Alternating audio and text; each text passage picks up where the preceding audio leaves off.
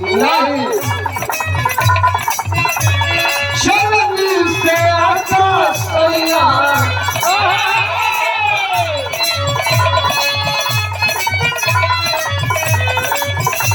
एक मिनट बोलना तो मैं अपन कैमरा बंद कर रहा हूं एक घूम मास्टर में नहीं जानकारी है अभी रहा है पूरा छोड़ दियो हम सोचिला कि जब कैमरा के सामने खड़ा है तो कुछ नया हो जाए कैसे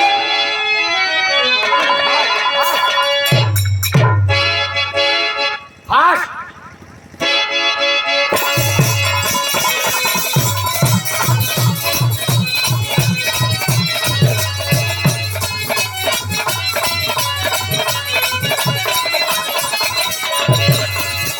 मेहरारू कहते कि हमार बोलना इतना नियम कि विवेक दासीपुरी कवि जी नंदलाल गुरु जी लव कुश के संग सबकी संग रहलो आज बिरहा बात में कहाँ पर राजा जी कहताई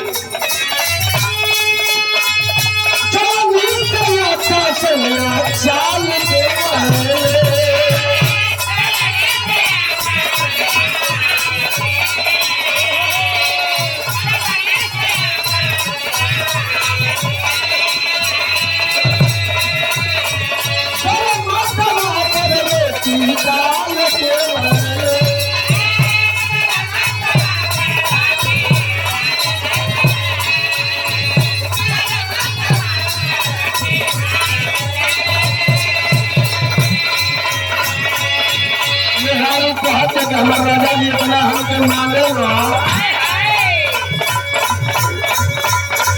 सारा दिन हम गरम करेला राजा जी हमारे रोटी डाल करूँगा कबो करेला इतने ना चलो